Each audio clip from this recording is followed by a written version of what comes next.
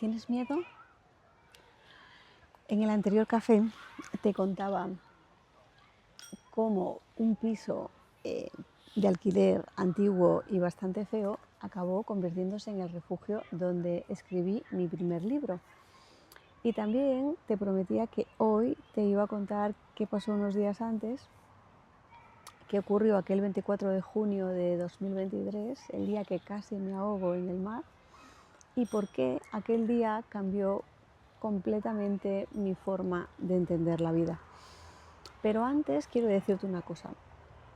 Cuando pensamos que una persona cambia porque ha encontrado la solución, casi nunca es verdad.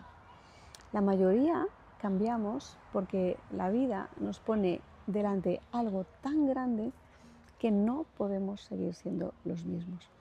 Hay personas a las que les ocurre después de perder a un ser querido, otras después de una enfermedad, un accidente, un divorcio.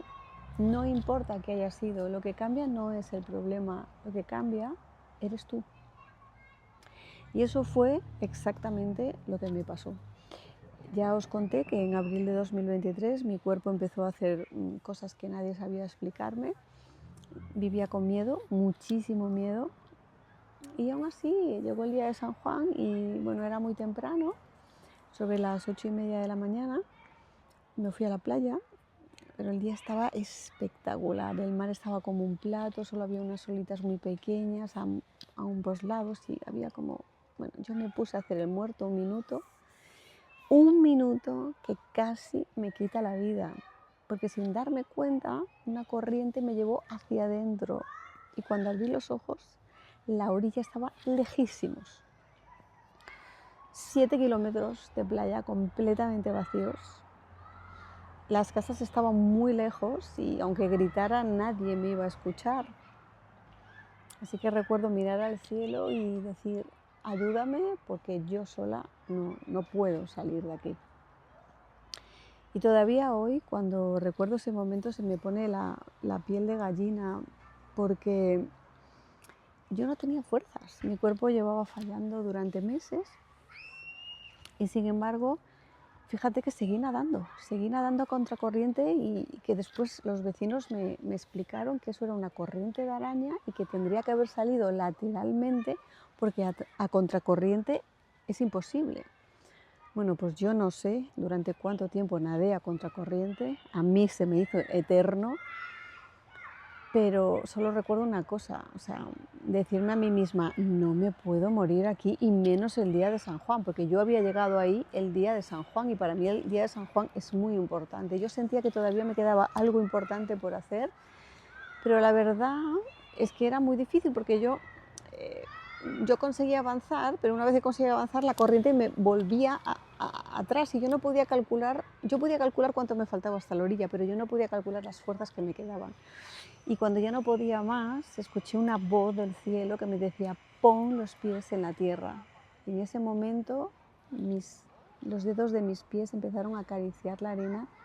Me di cuenta que daba pie y que ya no estaba sola, que no estaba sola.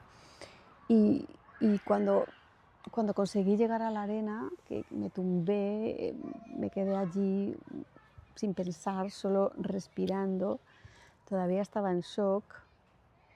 Estuve en shock durante días. Recuerdo volver caminando hacia casa muy despacio, como si mi cabeza todavía no hubiera entendido lo que acababa de pasar. Y entonces ocurrió algo muy curioso. Justo antes de llegar a casa encontré 3 cosas en el suelo. Una estrella, una pluma y un trozo de pan. Las 3 estaban una detrás de otra. Y tú puedes pensar que fue casualidad, pero yo en aquel momento, después de todo lo que acababa de vivir, yo sentí que de alguna manera alguien me estaba diciendo, todavía no has terminado. Y entonces apareció una pregunta, la pregunta que cambió completamente mi vida. ¿Qué harías si hoy hubiese sido el último día de tu vida? ¿De qué te arrepentirías? Y no pensé en el dinero, no pensé en la web, no pensé en el trabajo. Pensé en una sola cosa, no había escrito el libro. Así que unos días más tarde abrí el ordenador en aquella cocina y empecé a escribir. No tenía un plan, no tenía un editor, ni siquiera sabía si alguien iba a leerlo, solo sabía una cosa, que tenía que escribirlo. Y así nació Cómo ser feliz en cualquier casa. Lo escribí en apenas 2 meses, en aquel piso antiguo, en aquel piso que yo llevaba tanto tiempo intentando cambiar, sin darme cuenta de que el que me estaba cambiando era él a mí. Y entendí que muchas veces creemos que el cambio está afuera, que necesitamos otra casa, otro trabajo, otra ciudad, otra vida. Y sin embargo, el cambio más importante casi siempre ocurre dentro. Porque aquel piso no cambió tanto. La que cambió fui yo. Y cuando cambié yo, cambió completamente mi forma de vivir en aquella casa y en todas las casas que le siguieron. A partir de ese día empezó algo que todavía continúa, porque no me curé. Mi cuerpo siguió haciendo cosas que nadie sabía explicar y de hecho 3 años después todavía seguimos investigando. Pero pasó algo mucho más importante. Mientras seguía buscando respuestas, aprendí a vivir sin esperar nada. Y creo que esa ha sido la mayor lección de todos estos años, porque normalmente vivimos esperando a encontrar el trabajo perfecto, la pareja perfecta, la casa perfecta, el diagnóstico, la curación, el milagro, el momento perfecto para empezar a vivir. Y yo también esperé durante mucho tiempo, hasta que me di cuenta de que si seguía esperando la vida se me escapaba. Así que empecé a escucharme de verdad, no a escuchar lo que esperaba la gente de mí, ni siquiera lo que yo esperaba de mí hace 10 años. Empecé a escuchar a mi cuerpo y descubrí que mi cuerpo llevaba mucho tiempo hablándome y solo que yo nunca tenía tiempo para escucharlo. Siempre estaba ocupada, siempre había un proyecto más, una idea, una responsabilidad, alguien antes que yo, hasta que un día él decidió parar por mí. Y eso cambió completamente mi manera de vivir. Ahora hay una frase que repito muchísimo y es que tuve que aprender a gestionar mi energía igual que gestiono mi dinero. Porque cuando eres joven piensas que la energía nunca se acaba, que va a durar para siempre. Y un día descubres que no, que la energía también es un recurso y que puedes gastarla toda por la mañana o aprender a administrarla. Y yo he tenido que aprender eso. He aprendido a que ya no viajo de noche, a que si tengo que hacer un esfuerzo grande al día siguiente descanso, que ya no me da vergüenza decir hasta aquí o lo siento pero no puedo. Eso no significa renunciar a vivir, eso significa vivir de otra manera, que es el propósito de este podcast, que es descubrir esa otra manera de vivir. Y he aquí la pieza clave, ¿no? ¿Quién era el ladrón de mi energía? Pues descubrí que no era la enfermedad, el ladrón era el miedo. El miedo era el que había provocado todo aquello, porque el miedo me hacía anticipar lo que podía pasar, me hacía imaginar escenarios que todavía no habían ocurrido, me hacía gastar una energía que ni siquiera tenía y eso sí que me agotaba. Por eso hoy ya no intento vivir sin miedo, porque eso es imposible. El miedo siempre va a existir, siempre va a volver. La diferencia está en decidir si va a sentarse a tomar un café contigo o si le vas a dar las llaves de tu casa. Y yo prefiero invitarlo un rato, escucharlo, y cuando estoy así un poco agitada y me digo a mí misma, a ver, ¿qué pasa, María? ¿Ha venido el miedo a visitarte? Y si detecto que es así, me enfrento a él y decido preguntarle, vale, ¿qué vienes a decirme? Y cuando ya lo he escuchado y ya he descifrado, pues lo que quería decirme, digo, vale, pues gracias, ahora ya te puedes ir y ya veremos qué hacemos con esto, ¿no? Pero no quiero que viva conmigo. A la gente que quiero siempre les repito la misma frase, saca el tigre de la habitación. Y aunque parezca una tontería, esa frase nos recuerda que una cosa es que el miedo entre por la puerta y otra muy, muy distinta es dejar que se quede a dormir, ¿no? Yo creo que es exactamente lo que he aprendido estos 3 años. No he aprendido a vivir sin problemas, he aprendido a no vivir dominada por ellos, ¿no? Ese rumiar todos los días, ¿no? Que al final, o sea, te acuestas y sigues y sigues y sigues. Pero bueno, antes de despedirme, hay una cosa que no quiero dejar fuera, porque sería muy injusto contarte toda esta historia sin hablarte de la parte que más ha cambiado mi vida. Porque sí es cierto que muchas veces me preguntan, ¿cómo has conseguido vivir con tanta paz después de todo lo que te ha pasado? Y la respuesta es muy sencilla. Yo sola no habría podido. En mi caso, esa paz tiene un nombre y es Jesús. Ya te conté que un día entré completamente rota en una iglesia del Sagrado Corazón de Jesús, en Alcorcón, en Madrid. Salí distinta, no porque desaparecieran mis problemas, no porque entendiera la enfermedad de repente, sino porque encontré una paz que nunca había conseguido encontrar en ningún otro sitio. Y aquel pequeño papel que encontré al salir, donde hablaba de la Guardia de Honor del Sagrado Corazón de Jesús, terminó cambiando mi vida. Yo no sabía ni lo que era, me lo llevé a casa solo por curiosidad. Y leyendo descubrí la historia de la Guardia de Honor y que aquello no consistía en hacer cosas extraordinarias, todo lo contrario. Consiste en algo muy sencillo, en dedicarle 1 hora de tu vida, de tu día, 1 hora al día. No hace falta dejar de trabajar, puedes estar cocinando, paseando, conduciendo, leyendo incluso, ¿no? Simplemente él sabe que esa hora se la has ofrecido y tú decides acompañarlo.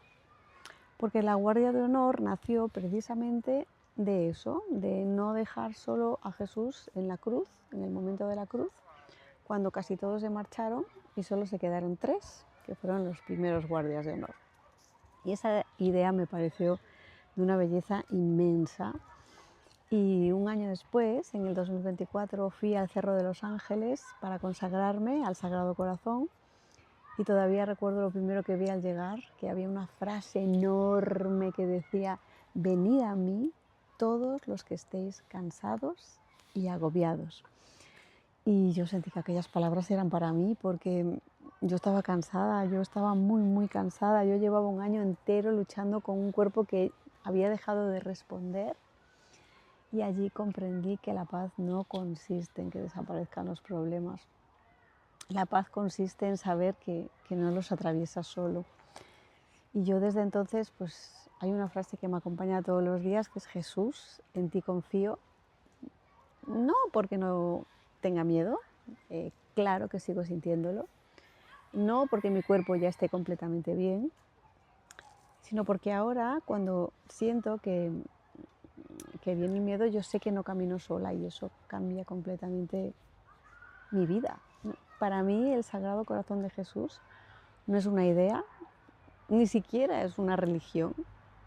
Es mi nido, es el lugar al que vuelvo cada día o cada momento del día cuando lo necesito. Porque desde que está en mi vida, pues mi vida es muchísimo más bonita y ya no necesito tener todas las respuestas para seguir viviendo, porque él me ha enseñado que mientras seguimos buscando respuestas, también podemos aprender a vivir.